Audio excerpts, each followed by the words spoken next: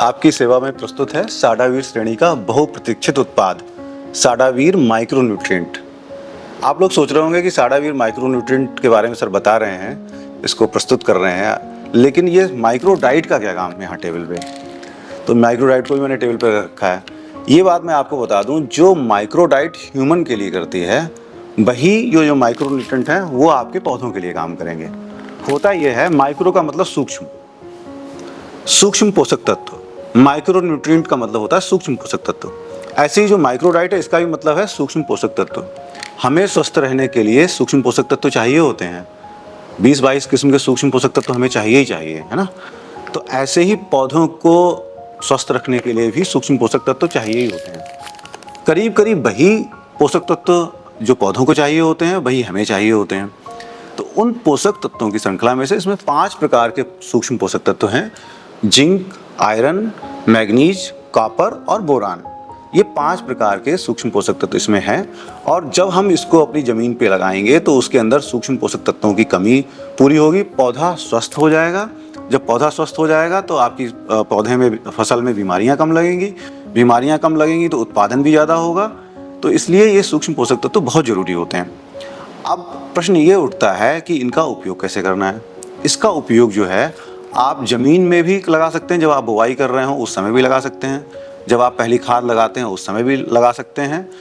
इसको स्प्रे में भी प्रयोग कर सकते हैं और इसको जो है ड्रिप इरिगेशन इसको बोलते हैं ना, ड्रिप सिंचाई जहाँ चलती है उसमें भी उपयोग कर सकते हैं। तो तीनों तरह से इसका उपयोग किया जा सकता है।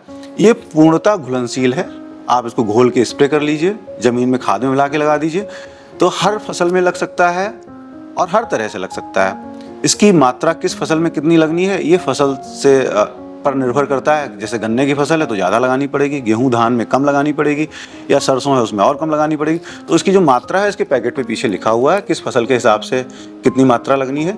तो ये तो बात हो गई माइक्रोन्यूट्रिएंट की। मैं दोस्तों आपको बता दूं, हमारा जो स्वास्थ्य है हमारे भोजन पर निर्भर करता है।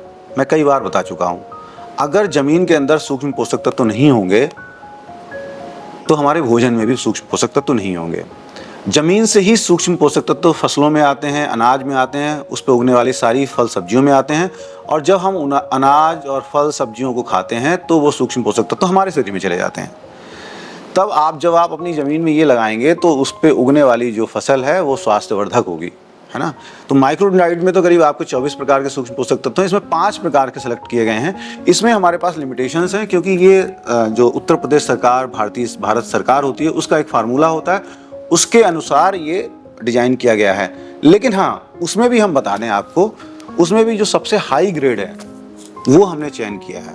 देखिए, इसमें 10% जिंक है, जबकि बाजार में 5% जिंक वाले भी अनुमन्य है गवर्नमेंट की तरफ से, लेकिन हमने उसमें जो सबसे ज़्यादा जिंक होती है क्योंकि वो वाला सेलेक्ट किया है। तो इसमें 10% जिंक वाला फार्मूला है। अगर आपको लगे कि अरे इस श्रेणी का कोई उत्पाद सस्ता बिक रहा है तो उसका फार्मूला जरूर देख लीजिए, कहीं ना कहीं उसमें जिंक वगैरह की कमी होगी। इतनी इस श्रेणी का, इस क्वालिटी का आपको उत्पाद नहीं मिलेगा। तो ये जो सबसे अच्छी क्वालिटी हो सकती थी उसका चयन किया गया है।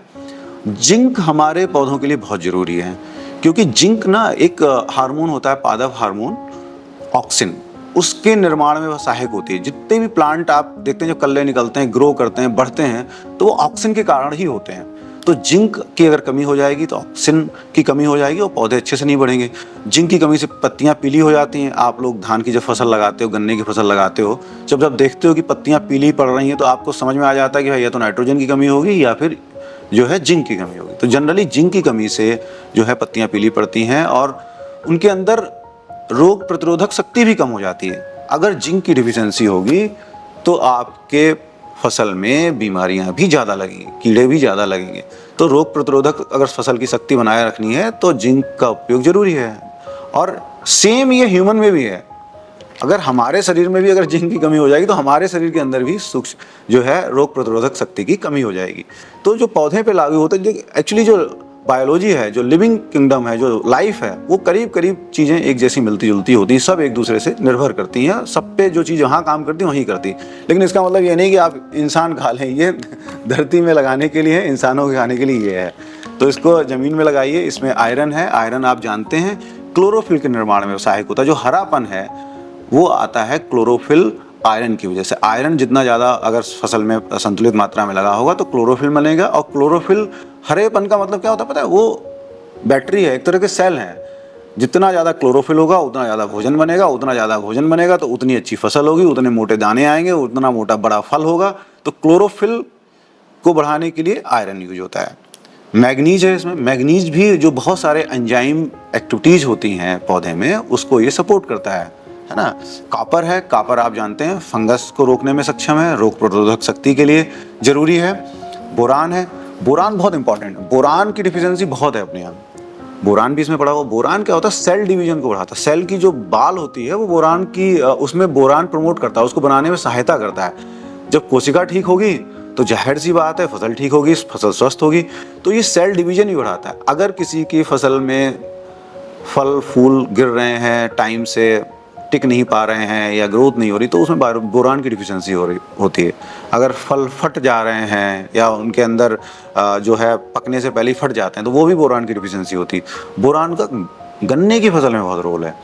एक्चुअली ना ये ट्रांसपोर्टेशन में भी काम करता है। ये ग्लूकोज, देखिए ग्लूकोज का पूरी पौधे के अंदर जो ग्लूकोज का ट्रांसपोर्टेशन होता है वो बोरान उसमें सहायता करता है, सहायक होता है। अगर बोरान की कमी होगी तो पूरी तरह से उसके अंदर ट्रांसपोर्टेशन नहीं होगा, और वो एक एनर्जी है, एनर्जी की तरह काम आता है पौधों के लिए। तो बोरान भी बहुत ज़रूरी है। ये पांचों पोषक तत्व धरती के लिए बहुत ज़रूरी हैं, फसलों के लिए बहुत ज़रूरी हैं।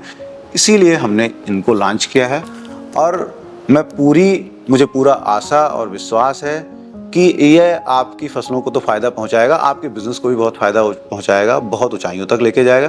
क्योंकि माइक्रोन्यूट्रिएंट एक ऐसा उत्पाद है जो सभी फसलों में लगता ही है, प्रयोग होता ही होता है। तो इस अपॉर्चुनिटी का फ़ायदा उठाइए। आपके लिए बहुत अच्छा उत्पाद है, आपके बिजनेस को आगे ले जाएगा, आपकी फसलों को आगे ले जाएगा। एक कन्फ्यूजन आपको हो सकता है, वो मैं बता दूं। जैसे साडावीर लिखा है, तो अपनी जितनी भी एग्री केयर की रेंज है, खेती से संबंधित रेंज है, वो सब साडावीर है, उसका नाम है साडावीर। तो साडावीर सारे उत्पादों पे लिखा होता है, और ये पैकेट में और साडावीर के दूसरे उत्पाद भी आते हैं। तो ये जो यहाँ पे लिखा हुआ है माइक्रोन्यूट्रिएंट है ना, ये माइक्रोन्यूट्रिएंट है, ये डिफरेंट है। जो आप साडावीर का दूसरा पैकेट लगाते हैं उसमें अलग तरह के तत्व हैं, वो अलग काम करते हैं। उसके बारे में वीडियोस पड़े हुए हैं, आप देख सकते हैं। ये अलग हैं, ये सूक्ष्म पोषक तत्वों की कमी पूरी करेंगे। इसलिए इसका जो है उसके साथ मिला के भी लगा सकते हैं, इसको अलग से भी लगा सकते हैं। ये एक दूसरे के लिए कॉम्प्लीमेंट्री हैं। ऐसा नहीं कि वो नहीं लगाया तो ये लगा दें, या ये नहीं लगाया, दोनों को मिला के भी लगा सकते हैं। और अगर आपकी इच्छा है कि सिर्फ एक उत्पाद ही लगाना तो एक लगा दें। दोनों मिला के लगाएंगे, दोनों एक साथ लगाएंगे तो बहुत फ़ायदा होगा।